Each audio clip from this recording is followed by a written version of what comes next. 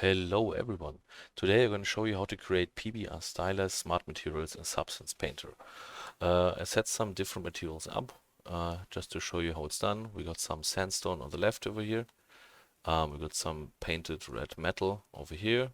And we got some like gray normal stone with some moss on it over here. I just used the basic template or like the basic preset from Substance Painter to try to show to you. You find that once over here on File and on Open Sample. Up, save it, yeah. And then on Open Sample, you find different ones. You got this toad I just showed you. You got this like a small person. You got a preview sphere, and so on and so on. But I'm gonna show it to you with the ones I already made. So the cool thing about Substance Painter is you can create smart materials. What is a smart material? Simple thing. It's basically an advanced layer preset. These presets of layers can be quickly shared across different models or different meshes, and they adapt to the mesh topology. So you're not just doing the painted textures on that model. You do something like a preset, so the computer always knows, okay, there's an edge, we make it brighter. There's a deeper particle cavity, make it darker. So I'm going to show you how it's done. We start with a simple base material just to get you the rough idea, and then I'm going to show you step by step how to do these ones. That's just the way I did it. I got some different tutorials from here and there and kind of like mix and match them, depending on what kind of PBR style you want to have or you want to achieve. You probably have to adapt it a little bit and go into some like more or less surface details. I'm going to tell you a little bit about stylus in particular later on. All right, so then I think we should start. The important thing is if you get the meshes, you have to either import the maps, the baked maps, or you have to bake it. Find it on the right here under texture set settings, bake mesh maps. Normally the default settings are alright, depending what kind of output size you want to have. I mostly work with 2000, like 2K, and I kind of like upscale it later on if needed, or downscale it if it's too big. Just make sure if you use a low poly mesh without high poly sculpt that you click here, use low poly mesh as a high poly mesh. Otherwise, just import your high poly meshes over here and uncheck that. Sometimes you have to play around with the settings a little bit, depending how good or how bad your high poly is, depending what your model is. The most problems I always get is with a curvature map. Yeah, just sometimes you need to play around with it a little bit. I would give you the hint at the beginning. Just work with the presets or presets from Substance. So you're always sure that you got a good like base, like a good way to start with good baked maps. With the shortcut B, you can just circle through all the different maps, which is a quite useful shortcut sometimes just to check, okay, it's baked correctly. We've got some nice, beautiful curvatures over here, which is pretty nice to work with, because sometimes when the curvatures are messed up, you don't get this like thin, crisp lines. It gets like really big, blurry edges, and that's not fun to work with. Yeah, we can just circle through it. Today, the most important maps we will use is the curvature map for all this like nice edge details, the curvature and cavity map. We're going to use some of this world position map just to get some 3D linear gradients. And yeah, that's it for the beginning. If you got any questions, just ask in the comments, or just ask. I'll try to help you, but most of the smaller problems are easy to find on Google. Okay, so in order to do some PBR stylized, first there's some information you need about PBR, or like stylized more to say. Stylized is a very broad field of different styles and substyles and different variations, and everybody does it kind of like differently. If you imagine games from World of Warcraft to Overwatch or to some more abstract like indie titles, they're all stylized in certain ways, but there's way too many different executions on how to get to that. Like for me personally, stylized is all about using vibrant colors and being like colorful and bright and not too grayish or brownish like some other games.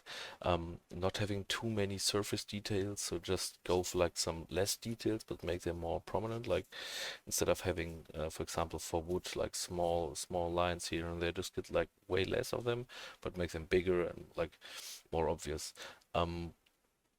Or just not do too much of the surface details, or all of them, just imply them, just to give the rough idea. Okay, that's wood, there's some scratches here and there. Same for like metal, there's some scratches, some bolts here and there. One of the core design pillars in PBR stylized, in my opinion, is that you have this like vibrant colors, some gradients, and just some nice simple variations of certain things. Um, the cool thing is about PBR stylus, it's not all hand painted like you have with most like some stylus textures, but you can use the advantages of procedurally generated textures, and you can make smart materials that adapt to other meshes, so you don't have to overdo or redo it every time. The cool thing is we can use PBR textures or PBR mechanics like the roughness, the height, but in a stylus. We're going to show you that later on. You can have, for example, metal textures that reflect and behave somehow. I have some roughness and some, yeah, like reflections, but not being photorealistic, and just have like stylized shapes or stylized characters or something, but with with a more realistic approach to the textures themselves. Um, that means, yeah, like I told with the wood before, just don't overdo it with small details. Yeah, and one other trick or like tip a good artist gave me, never use pure black or white textures, because that looks too extreme and it makes sometimes problems with the lighting or the shadows, because you can't go darker than black, and when you already have the deepest parts black, there's no way that you can get shadows in there. Same with the white at the edges. If it's already too bright, then you don't get any lighting there. Yeah, just some other quick things. PBR, when I talk about PBR, that's physically based rendering, which aims to create a more realistic and physically correct rendering or approach to textures. That means that all the light or all the values of certain materials are physically correct, or they try to be physically correct.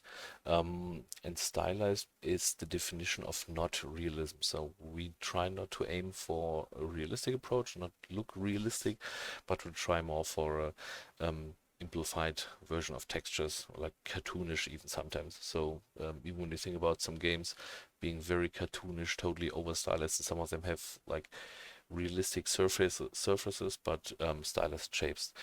Um, so we're gonna start with the first one, the volcano stone, or like the sandstone. It's kind of like the same. Okay, so the first thing I will start with is the base color. So for that, you just go up here, create a fill layer, and you should get the basic values of your material. So we want to do like a stone material, so we just need color and roughness. So we just get a nice like stony looking color. We should put up the roughness, because the higher it is, the less it reflects. You can see it over here, reflects nearly nothing, and the more I put it down, the more plasticky or metallish it looks. We don't want that for that stone, so we put it all up to 1, get a nice brown, yeah, nice brown grayish color. I always make sure it's not too bright or too dark, because if it's already too bright or too dark, you can't put any highlights or other things in. Just trying to grab some color. No, that's the wrong one. Yeah, sometimes it needs some playing around. I wanted to go for like a sandstone looking thing, so it's slightly yellowish. Yeah, it looks about right. The next thing I do, depending on the material or depending on the style, I try to add some color variation. So for that, we create another fill layer. We call that color variation. Always name your layers, otherwise it's going to be very painful at the end if you have multiple materials to sort them out. So for that, first of all, as well, we just need color and roughness. Put the roughness all up. And for the color, I always try to go for the same color I already have. Just copy that or use the eyedropper tool. Can't use it because the circle thing around my cursor picks that up as well. And then I just play with it a little bit, slightly up or slightly down, just a nice like small variation. Then you put right click, do right click, add a black mask. So now I can make it a little bit brighter, then it's easier to see. Then we got the black mask, right click again, we add a generator, and for the generator we select mask editor. So what we're gonna do now, what we want to have is like a nice like a nice variation on the surface of that. To get that, we go all the way up here, down here to texture, because we can use a simple texture like an alpha for that. And I always go for some clouds. It's the nicest one, I think, like for me, for that. Then we have to go up to texture, set the texture opacity all too high, and then there should be, we should play with the global contrast and the balance a little bit. And we want to have it not just on the edges, we want to have it everywhere, so it's on thickness slightly up and down. Maybe put the curvature down. We don't want it that much on the curvature. We want it on the whole model. And then depending what material you have, sometimes you want to have it like more contrast, like that, you know.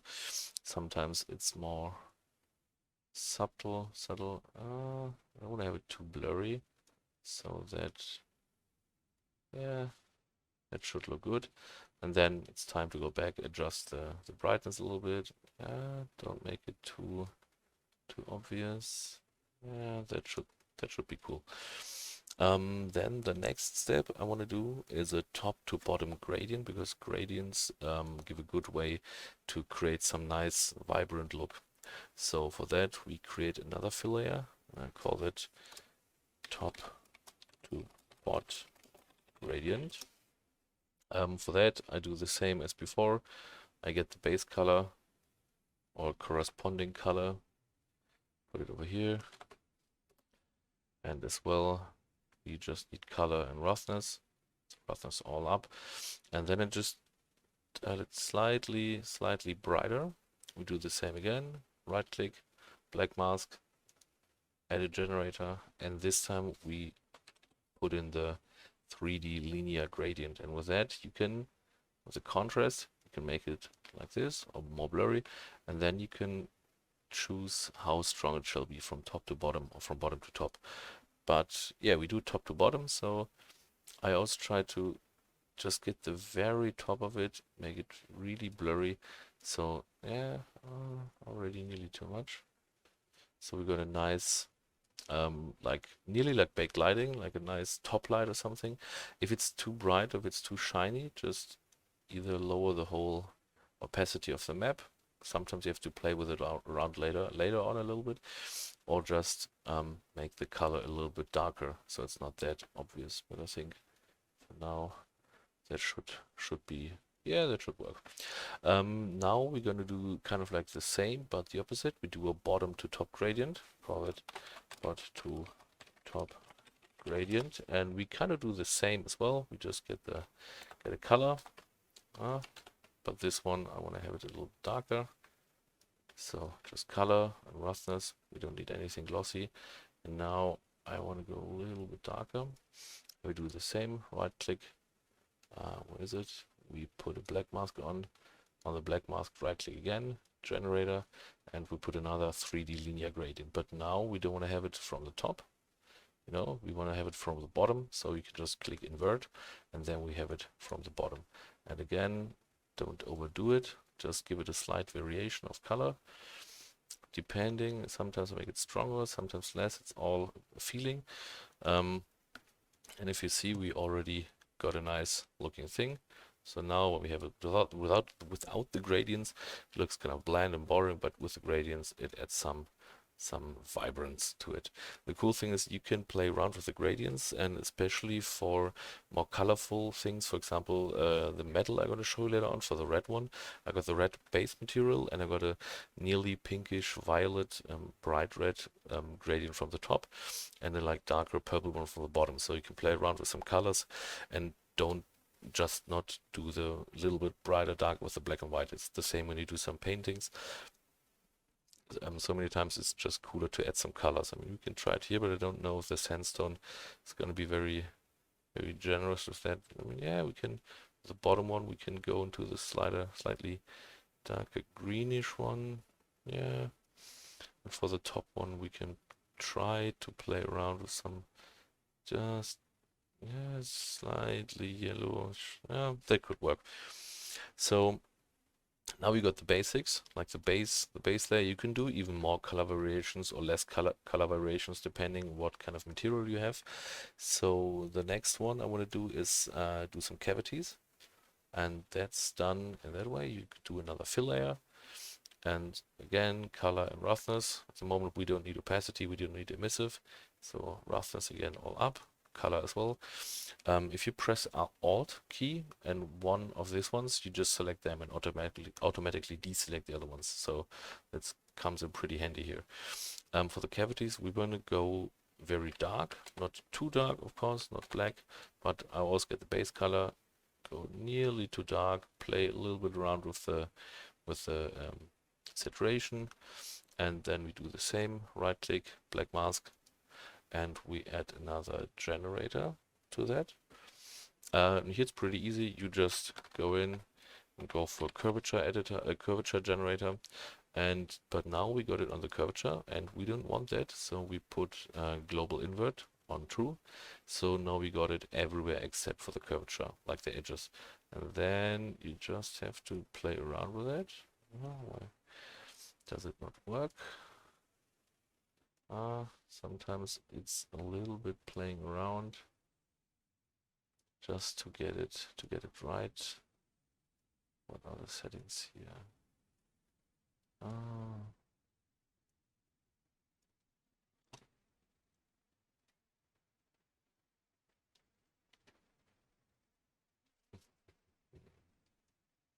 Oh yeah, of course you can use another texture here as well. Go for some more clouds, make it a little bit more random. But why is it only texture opacity has to be on high, but why is it only here?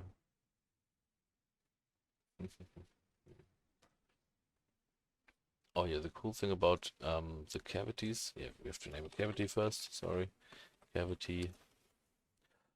We can start playing around with some height map.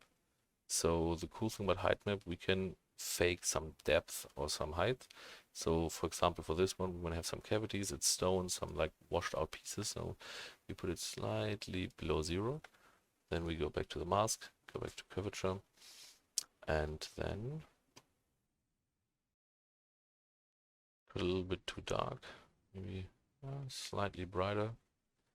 And then it's all about playing around a little bit, trying to find the right amount of sharpness or the right amount. You don't want to have too much of it on it. Just get it not too blurry, not too sharp. Yeah, that could look cool. And then under curvature, you got some more ways to play around with it. Play with cavities, edges, dual, whatever. I go for edges, and then you can just work on some really fine details here. How much do you want to have it? More large portions. Yeah, that should work right. You can already see at the bottom here the height map does a great job in giving it a deeper layer.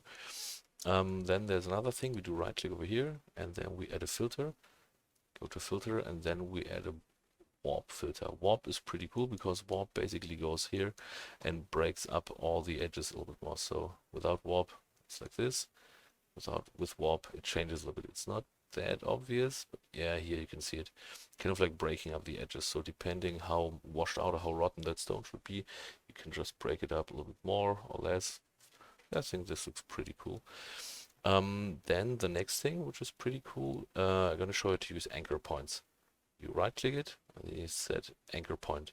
The cool thing is now that we got some height difference here, we can set it an anchor point. And the cool thing is the anchor point can be used to later on reference that. So we can take that information into consideration later on for the maps. So yeah, now we got that set up. We got the cavity mask. Then there's the next thing, what we're going to do, and that's putting some edge highlights on. Here for the cavity, sometimes we do go a little bit lower, with normal map opacity, with opacity. Yeah, then we do another fill layer, and now we're going to do edge highlights. For edge highlights, I do the same as before.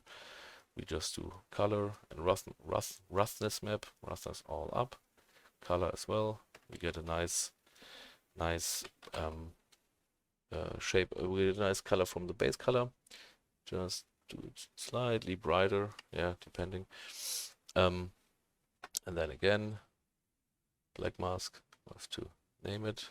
We call that one edge highlight smooth. We're going to do two different edge highlights. So for the smooth one, we go again, edge highlight, edge generator, and do another curvature. And now we got it on the curvature exactly as we wanted to have it. And now it's again some playing around. How much do I have? A little bit or really much? How blurry should it be? How global? I also go here for like slightly smoother because we're going to do a sharp one later on. So try to find the right amount depending on the model. I mean, this model got lots of nice curvatures, so it's easier to do. Sometimes it's not that easy, especially if you got like flat surfaces. You can see at the bottom there you almost see nothing from the curvature, so that's a little bit difficult. Or here we got a pretty sharp curvature map over here, I have to say. So there again, you can open up curvature and play around with it depending what you want, large, big, medium. Yeah, we want it soft, we want some big ones, the large ones as well. Yeah. And then we put something cool on it. Again, right click, and then we add another filter, and that's one of my favorites, to be honest, the blur slope. And what the blur slope does, basically, it just kind of breaks up this straight line and makes it a little bit like painterly. And I mean, you see it, it's like almost like perfectly curved. And then the blur slope, it gets broken up. And the cool thing is, with the intensity divider and the intensity, you can play around and make it almost like nearly disappear, make it really rough and fine. Or what I do most of the time is do it kind of rough. So you can achieve a very uneven look for that and make it look more natural. And sometimes you can just use it to get a painterly look, like this stylized hand-painted look, especially for edges, which is pretty cool. So we do this, and then as well sometimes play around with the base color a little bit. Is it too bright? Like that would be too bright, so it should be slightly, yeah, that's cool. Yeah, slightly brighter. Then for the next thing, we do kind of like the same as before. Again, fill layer, edge highlight, but this time it's edge highlight sharp. And again, color and roughness. And for this, we go even brighter than before. So you can use the same as the base color. Sometimes you can use just a color palette, like a color mixer, so you just get like some different shades, like monochromatic. But here we go way brighter. Again, right click, black mask, right click, generator, and get curvature. But now we want the curvature to be really, really fine, so we go way down. Sometimes when it's harder to see, what I do is sometimes just get a really bright color so it's easier to see how it's spreaded. So we can be like, okay, we want to have it at the very, very edges. So as well, sometimes you can even add like a texture. You can do that here as well, just to show to you. There's some nice noise textures. What do we have? Go for some nice directional noise. Yeah, that could be cool. Remember, if you use textures, you have to go and put the texture opacity on high. And then sometimes, yeah, it just makes it a little bit more uneven, a little bit broken down. I think I found out making textures is a lot of it's just playing around and trying out things. Same here for the curvatures. Yeah, just at the very edges. So we go under curvature and yeah, make it sharp. Fine. Get the softness out. Medium. Yeah. It's not.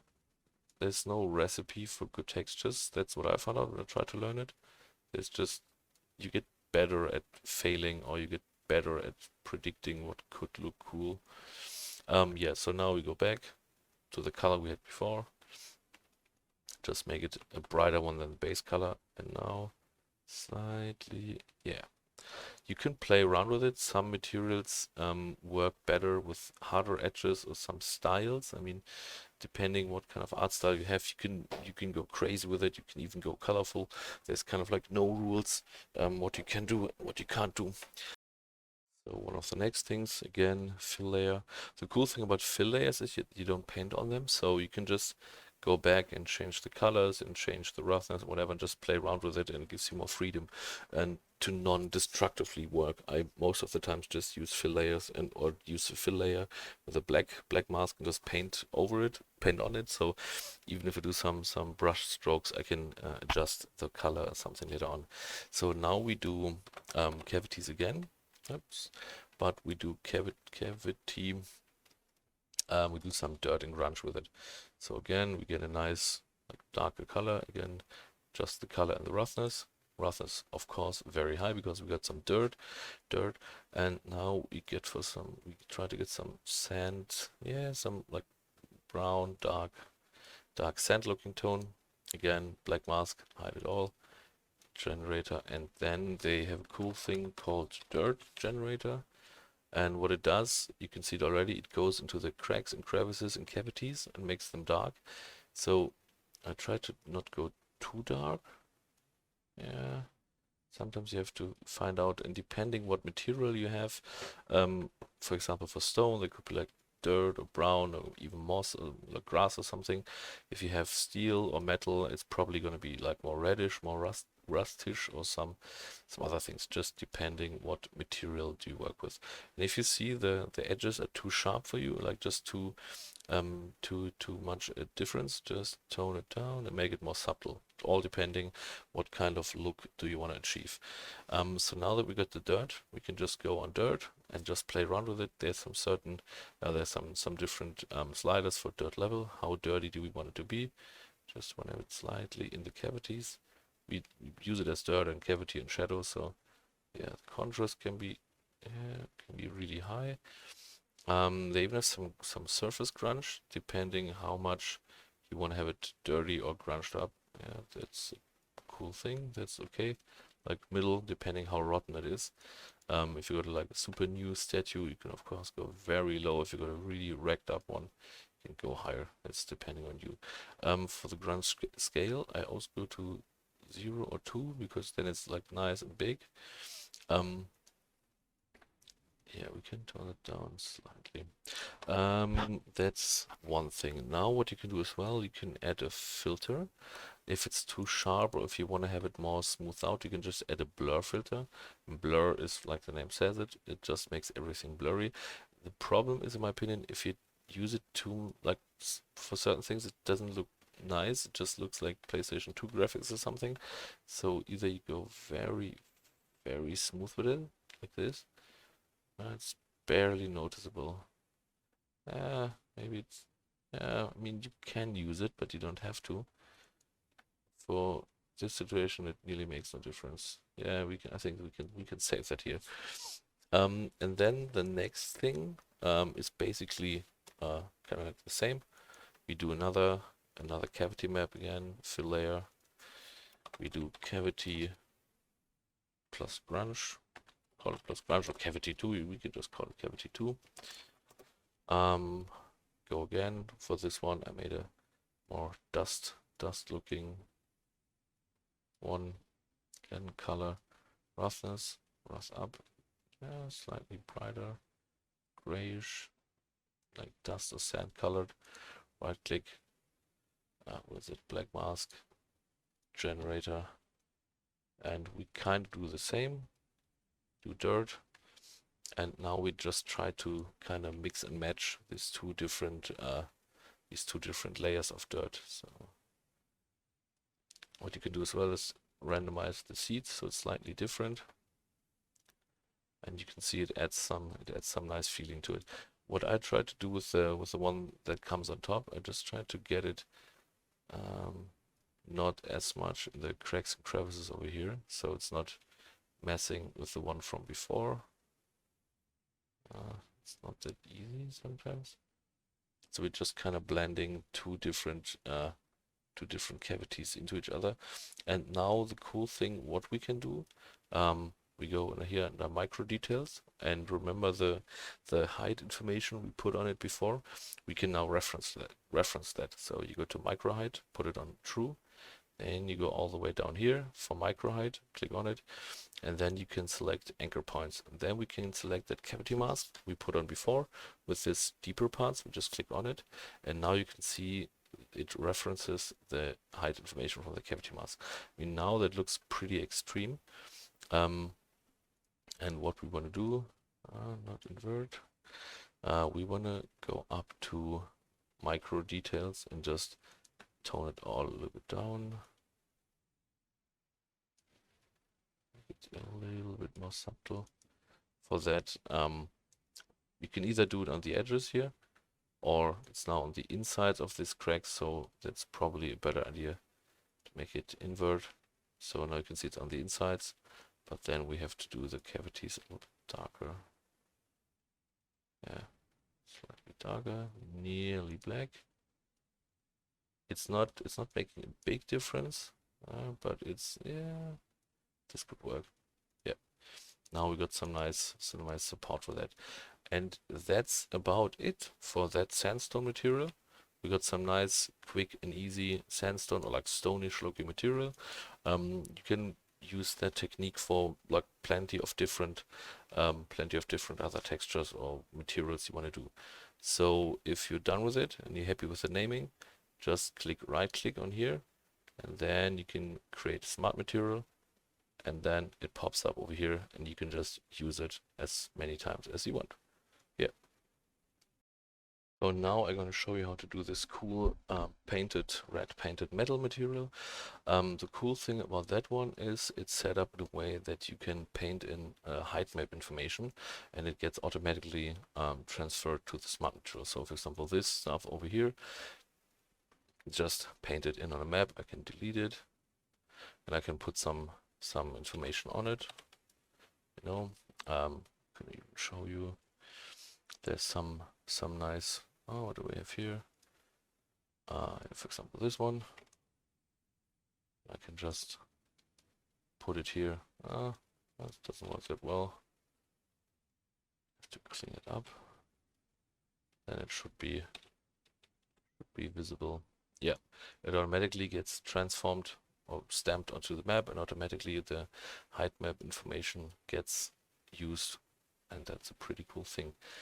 Yeah, I mean, there's some things that are easier to see.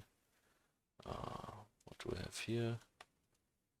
Yeah, so you can just use some of these like simple shapes. It's good for sci-fi, or some of these more complex things over here, which are like rotting or like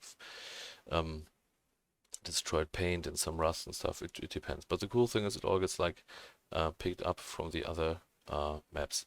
So now I'm going to show you how it's done. So again, we start with the base color. Base color for this, I wanted to do some nice red looking painted metal. Again, we use the color map. It's some nice. Yeah, not go too dark, some nice dark red. And because it's painted, we don't want to have it too glossy, so we just go all the way up to like, yeah, 7 looks about good. So it's still painted metal, but it's not as shiny. And because we work with metal, of course, we use the metallic map, and we go, yeah, we don't need to be total metallic, just, yeah, 0.0, 0.4 works. It's already, we can go a little bit brighter. That's some brighter red. So that's our base color here. And then the next thing, we do the gradients. We do the bottom to top gradient. And I told you before, I like to play around with colors for this ones. So in this case, we can just use the color in the rough map. For this case, I want to go for like a darker purple one, because purple works quite well with reddish, right? Dark purple all the way down. Put the roughness up. We just want to have color, a little bit down, just some color change. Again, right click, black mask, generator, and here we go for linear gradient. It's kind of like similar thing. And again, invert, so it's from the bottom. And you already see we have a nice, vibrant, gradient-looking base color. Now we just have to tune it a little bit down, so it's not that that big. If you see that it's too strong or you can't tone it down, you want to have it like this with a like scale on the like from here to the middle of the model. Just go here and go a little bit down, maybe to half of the opacity. And now you see we already have a pretty cool looking reddish base color. You have to play around with it a little bit. See, maybe darker, maybe brighter. In this case, we can go quite dark. It should be just a very subtle effect to make it look more vibrant and give the even like big flat areas a nice look and a nice shape, a nice color. So now we do the same for the top to bottom gradient.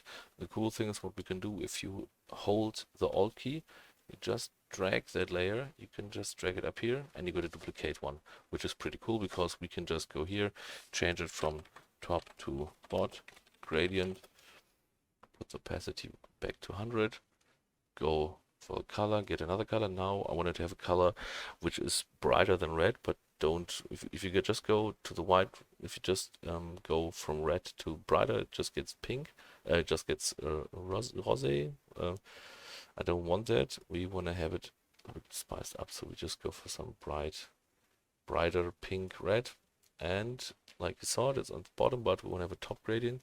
So go back to linear gradient over here and uncheck the invert one. So now it's at the top, but we don't have it that crazy or that strong. So we want it to meet up in the middle, but we don't want it that strong. So opacity all the way down to maybe like a 30 or something. In between, if you do that, just check and uncheck the layers and see if it's too much. If you can still see the base color, or if it's just changed too much. I mean, you can even play around and do some crazy colors or do some different things. I mean, if you give it like greenish color, like yellowish or some like vibrant stuff, it got some cool looks anyways. And gradients in this case always look nice, but depending what you want, I would suggest we do this. This shouldn't be dark, this should be rather bright. Maybe even turn it down a little bit more. If you uncheck it, we have a boring red, and now we have some more vibrant red. Nice. Then we're going to do something pretty cool. We do another fill layer, but that's just painted height information. So that means we uncheck everything except for the height one, and then we can either leave it neutral or go below or above 0. And the cool thing now, we put a black mask on it. We can now paint on that black mask, with a white brush. You just paint on it and create this height informations. The cool thing is I always have one height mask if I do something where I'm not sure how deep or how high they should be, I just do it like this because I can just adjust the height of the fill layer and then it changes, but if you're not if you are not in a situation where you have to do that, I would just suggest you paint on that mask. That's quite easy with different heights and shapes, because if you do it like this, you can only have it. You can either have it like deep or high, but not both mixed. But if you just paint it on the height information, that could, or like on the layer, that could work. So now we want to have some like deeper parts. Put some information on. That's what I do, because then you can save a lot of time, because you don't have to sculpt everything, and there's plenty of alphas you can just use to get some nice, that's not that strong, get some nice looking alphas, from ledges to vents to, there's plenty of it. Yeah, we need a white one, super bright one. That's not good as well. We can just try it with, what do we have here? Yeah, just get some dots, just so you can see how it works. If that is done, then we do something you remembered from before. We set an anchor point. So right click, anchor point, painted height mask. So that's how the other maps know, okay, we should have a look at that one and get information. Then the next thing, or the first thing we're going to start is, again, an edge highlight. So we have an edge highlight, an edge smooth highlight.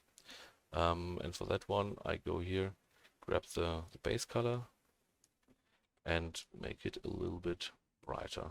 So we have some, yeah, slightly more brighter. Again, just the color map, the roughness and the metallic, and try to not go too crazy. It can be because it's the edges slightly rougher, so it's already racked up, and it's 0 metallic. So yeah, it's some nice red. And again, we do black mask, add a generator, and for that generator, we go for the curvature one. It makes sense. We just go for, delete the gradients one. We just go for curvature, and you can already see we got some nice curvature map. Now it's again all about playing around. How much do we want? Because that's the smoother one. I go for pretty much of it, but make it blur it out a little bit and get the contrast down. If that seems to be a little bit too extreme, that's not a problem, because yeah, you can just tone it down, make it less.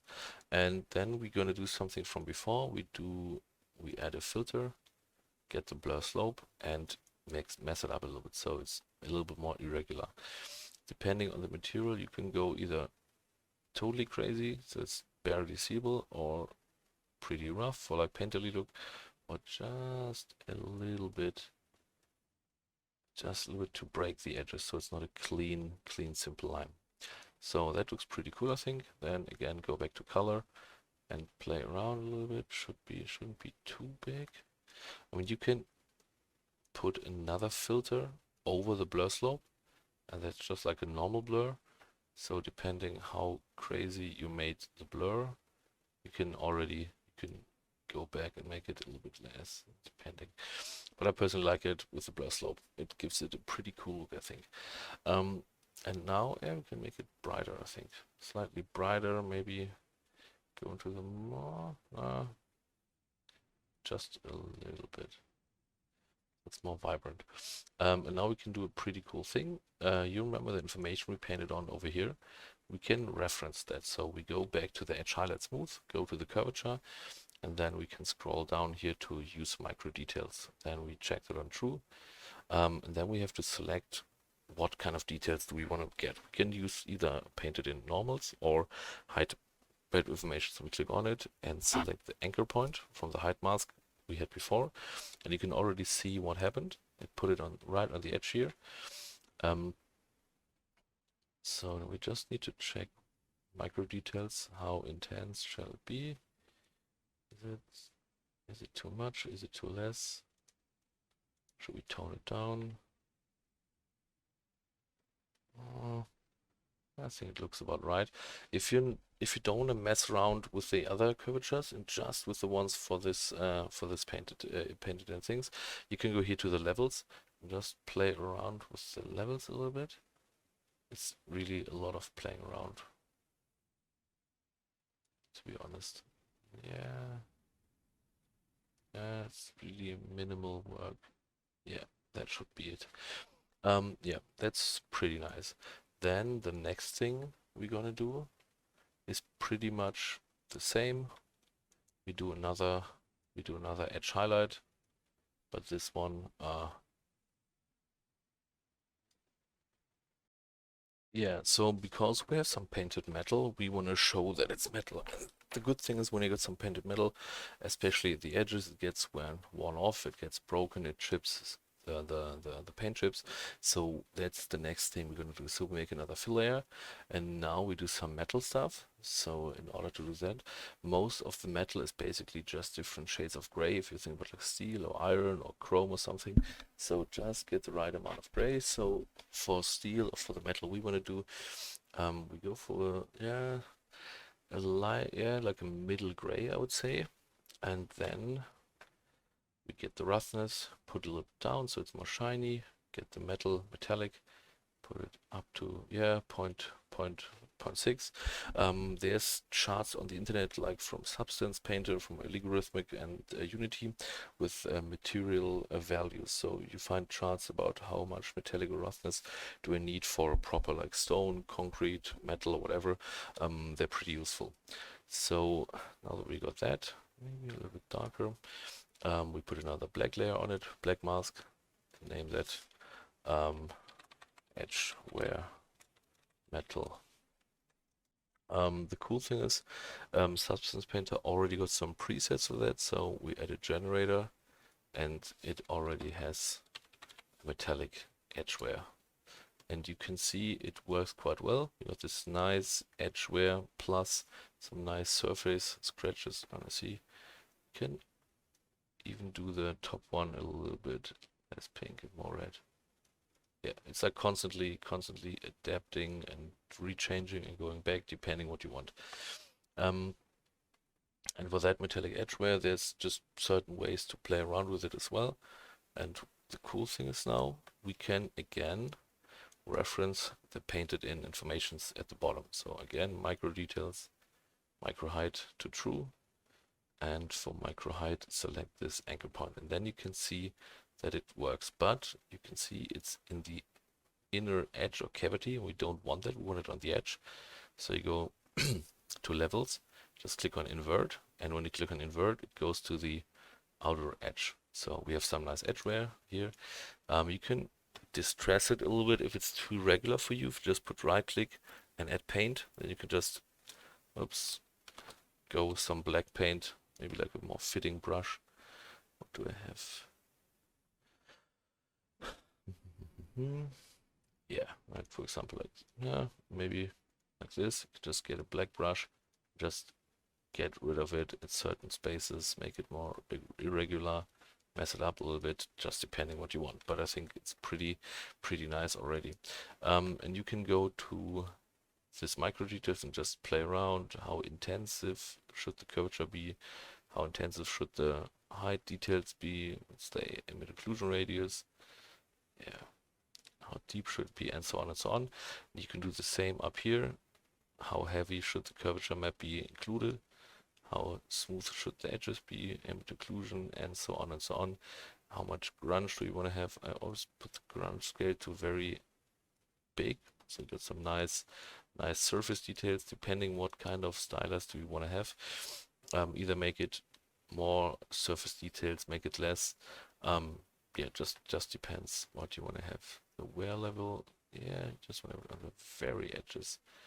Contrast, slide, yeah, that looks cool.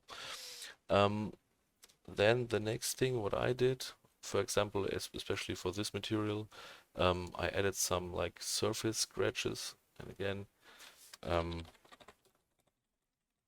you put a layer on, make it colorful. So get maybe some nice dark red. Yeah, maybe some nice dark red. The roughness too high because it scratches. We don't have that much metal. I wanted to have some like colorful scratches and not scratches to the metal, but you can do that as well. The metallic a little bit up. And then again add a black mask and a generator. And we're going to use the same metal edgeware, but not for the curvature. We're just going to use it for the surface. And that works like this. We use some custom grunge. For example, for that I use scratches. They have some ones here like some rough scratches. And in order to make the this thing on the metallic disappear, what we had before, just go with grunge to 0, here to 0. Make the wear contrast to 0 and the wear level to 0. So we only want that nice scratches from here. I just have to see where it is. Again, it's some playing around. Where is it?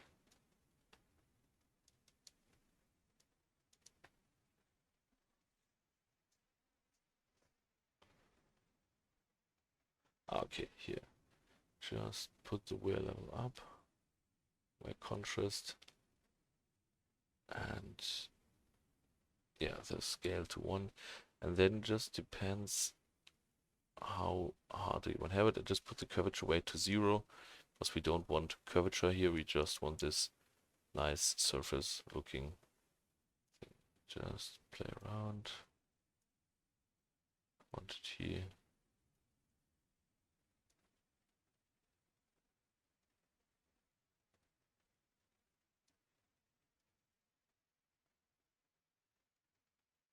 Aha! I was an idiot. You have to check custom grunge. That is really true. Because then we use that grunge we put over here, custom grunge. Now you can see it. You can just use the amount of it. I like it rather scratched. Play around with the contrast. And I just put some red color on it, but you can, if you want to have it scratched on metal, you can just go and make it like a grayish color. That's okay as well.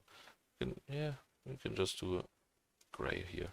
But then, because it's metal, you have to go down with the roughness and up with the metallic, so it reflects nicely. Just depends what kind of material do you have. The cool thing as well, we can use that for our information down here as well. So again, we go here for micro height, put that on and check true. Doesn't do that much, but especially for the, if you got some edge wear on this thing, then it's easier to see. We have it. Yeah, it depends. I mean, if you just do the surface one, then you don't need this information. And we are nearly done. Now we just have the cavity color.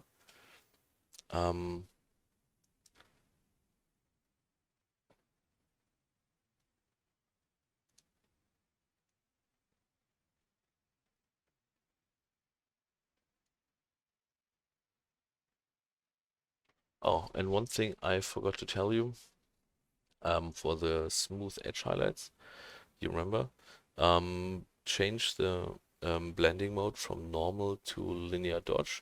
That makes it a little bit more brighter and popping out, which looks pretty nice, I think. Yeah, so for the last thing, we need some cavity color again.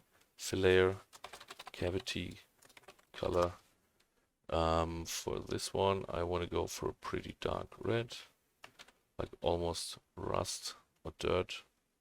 Yeah, just go for color, roughness all to 1, metal all to 0, and again use a black mask, use a generator, and then they have a nice thing for dirt. It's just called dirt, and we already used it before. It goes into the edges, into the cavities. You just play around, depending what we have. Do we want to have rust? Do we want to have just dirt? We do a little bit of both. Some natural, like dark red shading. That looks pretty nice. And now we do the same as before with the height map informations.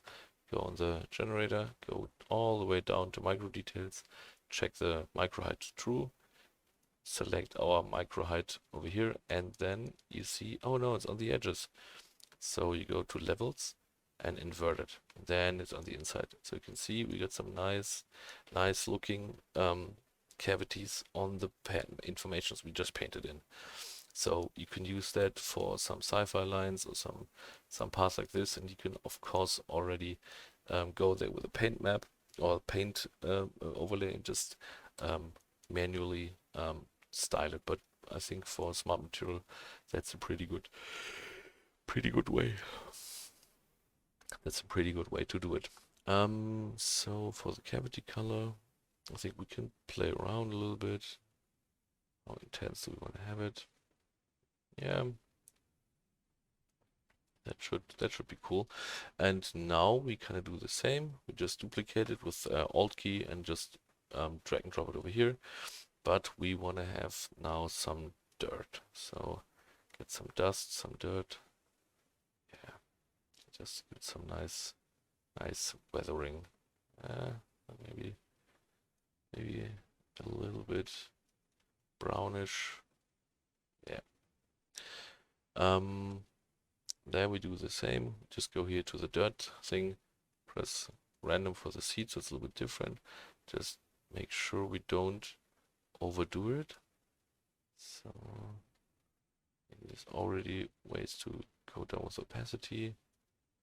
Just play around. Can we do some more grunge? Make the scale smaller, make it a little bit more dirty.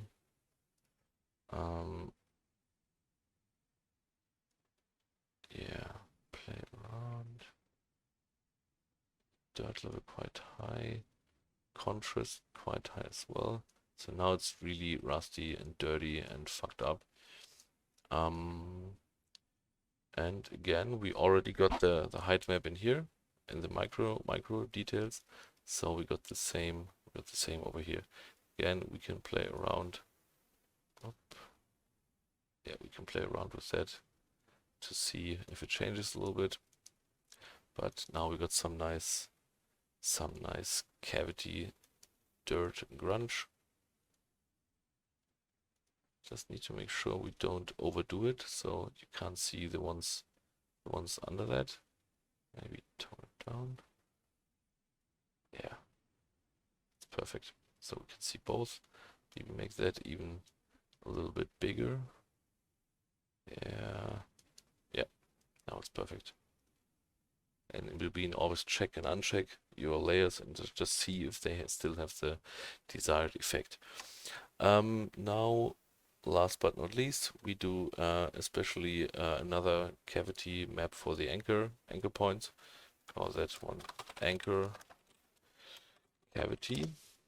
And for that, I go and color rough, really dark purple, or really darkish, yeah, like darkish red, roughness all the way up. And again, black mask. And then we do the same with the dirt generator, dirt, but we don't want the dirt everywhere in the model. We just want it especially down here in the cavities. So to achieve that, we just put everything on 0, go to micro height, put it on here, and go to micro height details. Where is it? Oh, maybe we have to put the dirt level a bit higher.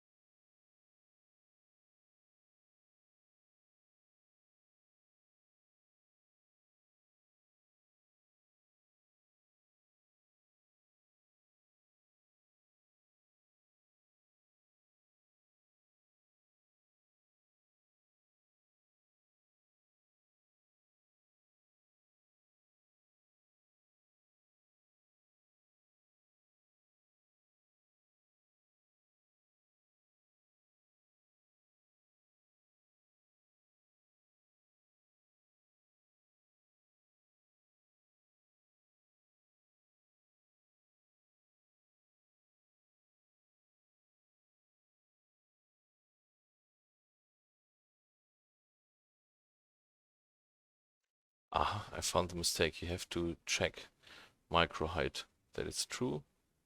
And again, go here to invert, search on the inside, and then just play around, give it some nice hard inner shadow. And Make it maybe bigger. Yeah, depends. It gives a nice background all over dirt to it, so it makes it everything a little bit darker. If you just put it down to the very bottom, you got, no, you have to put it, no, you have to put it to the top, or at least under that one. Yeah, sometimes you have to play around where to put what kind of layer. That's not too much. I just want to have it on this information over here. So if we delete the curvature, then that should work. Okay, yeah, you can just delete the curvature map, put it all to one, then there's no curvature map information on the rest of the model. You just get it for the anchor points over here. So you can play around with that. You can even add a blur slope filter to it. Blur slope to make it look a little bit more chaotic, a little more irregular. So yeah, not too much. And then go back to dirt and go crazy. Yeah, you can even make it like properly dark. So go back. Yeah, play around with the edges. It's a lot of playing around and seeing how good it looks, getting the painterly look. And I would say that's it. So enjoy, have fun creating Substance Painter Smart Materials. Enjoy how quick it works, and thanks for watching.